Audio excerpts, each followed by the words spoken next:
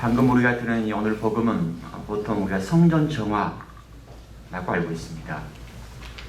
예루살렘 성전은 그 당시 유대인들의 삶의 중심지였습니다.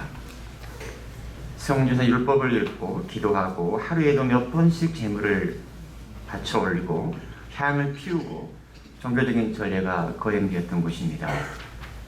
오늘 복음에 유다인들의 파스카 축제가 가까워지자 예수님께서는 예루살렘에 올라가셨다라고 서술하고 있는데, 이 올라가다는 이 표현 자체가 예루살렘이 유대사의 중심 도시라는 것을 알려줍니다. 또한 성전에는 대사제가 1년에 한 번씩 딱 한 번 들어가서 야훼께 제를 올렸던 지성소가 있었고, 그리고 성전 안에는 오늘 방금 우리가 들은 첫째 독서에 10계명이 새겨진 돌판이 새겨져 있었습니다. 그런데 이 성전에는 오늘날 개념으로 말하면 시장이 형성되어 있었습니다. 즉 제물로 바치는 어떤 양과 소, 비둘기를 파는 상인들이 있었고, 돈을 바꿔주는 한전상이 있었습니다. 당시 유대 성인들은 의무적으로 성전세를 내야 되는데, 이 성전세를 낼 때 화폐가 로마 황제가 새겨진 로마 화폐가 아니라 유대인의 돈으로만 내야 됐습니다. 그러니까 자연스럽게 환전상이 될 수밖에 없습니다.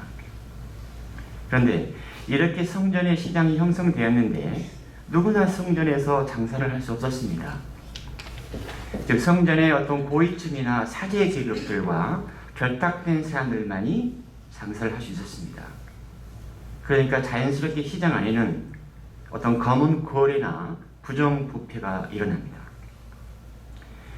예루살렘 성전은 구약 시대에 처음 솔로몬이 건축을 했지만 이스라엘 민족의 어떤 흥망성쇠와 더불어서 성전은 수차례 파괴와 재건을 거듭하다가 예수님 시대에 와서 헤로데가 크게 정축을 했습니다.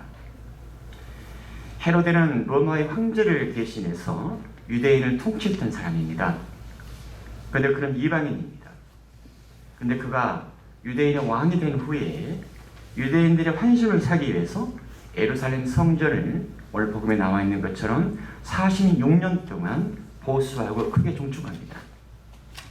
그래서 그 성전을 유대 사람들은 헤로데 성전이라고 불렀습니다. 제가 오늘 복음서에 나와 있지 않는 이 예루살렘 성전에 대한 이야기를 하는 이유는 오늘 예수님이 무엇 때문에 성전에서 양과 소를 쫓아내고 환정상들의 탁자를 엎어버리고 평소에 보지 못한 이런 행동을 하셨는지에 대한 그 배경과 예수님의 마음을 좀 더 가까이 가기 위해서입니다. 오늘 복음서에서 예수님은 내 아버지의 집을 장사하는 집으로 만들지 마라. 또 같은 성전 정화 내용을 담고 있는 공간 복음서를 보면 예수님은 성전을 강도의 속이라고 부릅니다. 강도의 속을.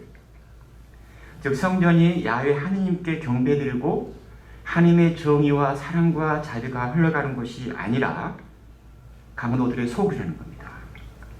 거짓과 속임수, 약탈이라는 곳입니다. 그래서 예수님 보시기에 아버지의 집 예루살렘 성전은 더 이상 성전이 될 수 없는, 더 이상 하나님이 주인이 될 수 없는, 더 이상 하나님이 주인이 될 수 없는 성전으로 변질이 되어버렸습니다. 당신 집에 대한 열정이 저를 집어삼킬 것입니다. 참 이렇게 표현해놨습니다. 우리말로는 구약 성서, 오래전에 공동번역 성서에는 좀 의역을 해가지고 하나님의 집을 아끼는 열정이 나를 불사르리다 이렇게 표현했습니다. 이것은 시편에 나오는 말씀입니다. 그래서 이 시편의 이 말씀은 예수님이 왜 그렇게 성전에서 거친 행동을 했는지에 대한 뒷받침이 됩니다. 즉 아버지에 대한 열정 때문에 그 열정이 예수를 집어삼키고 그 열정이 예수를 불사른다는 뜻입니다. 그런데 흥미롭게도 이 열정이 영어 단어로 패션입니다. 패션은 열정이면서도 순환입니다. 영화 중에 패션 오브 크라이스트, 그리스도의 순환이잖아요. 다르게 말하면 그리스도의 열정입니다. 그래서 아버지께 대한 열정, 아버지 집에 대한 열정이 예수님을 골고타 언덕으로 데리고 갑니다. 그 열정이 데려가는 겁니다. 하지만 성전에서 예수님의 이런저런 행동을 보고서 장사치들과 성전의 사제계급들은 그냥 있을 수가 없습니다. 당신이 이런 일을 해도 된다는 무슨 표정을 보여줄 수 있는가? 다르게 말하면 너는 도대체 무슨 권한으로 이런 짓을 하는가? 이렇게 따졌을 때 예수님은 이 성전을 허물어라. 그러면 내가 사흘 다시 세우겠다. 우리는 예수님의 이 말씀이 당신의 죽음과 부활을 말씀하신다는 것을 충분히 이해하고 있습니다. 이 돌로 된 성전을 허물어라. 그래, 46회나 걸려 지었다는 이 건축물을 허물어라. 여기는 더 이상 성전이 아니다. 즉 장사하는 집이 인간의 탐욕과 부정으로 오염된 이곳은 반드시 허물어져야 한다. 그리고 이제 새로운 성전이 무엇인지를 너희에게 보여줄 것이다. 바로 내 몸이 성전이 될 것이다. 하지만 사람들은 이 말이 무슨 말인지를 모릅니다. 즉 이제 하느님은 예수님의 몸 안에 그분의 인격 안에 자리합니다. 성전에 대한 이미지가 구약에 여기저기 나옵니다. 근데 제가 개인적으로 가장 좋아하는 성전의 이미지는 에제키엘 예언서에 나오는데 이렇게 나옵니다. 이 강이 흘러가는 곳마다 온갖 생물이 우글거리며 살아난다. 이 물이 닿는 곳마다 바닷물이 자라나기 때문에 고기들도 아주 많이 생겨난다. 이렇게 이 강에 닿는 곳마다 모든 것이 살아난다. 즉 성전을 생명의 물이 흘러나오는 곳으로 묘사하고 있습니다. 우리가 알듯이 물은 생명의 원천입니다. 세상의 모든 생명체들은 쟤를 살아가게 하는 게 물입니다. 인류학자들도 이 지구상의 생명체가 처음 시작된 곳을 바다로 보고 있습니다. 바로 물입니다. 우리도 알듯이 한절 비가 내리면 들판에 초목들이 생기를 띱니다. 우리가 우리 정원에 꽃씨를 뿌리고 이렇게 물을 주는데 그렇게 하는 것보다 비가 내리고 나면은 꽃씨들이 금방 솟아오르기 시작을 합니다. 참 다행스럽게 어제 몇 사이 비가 왔잖아요.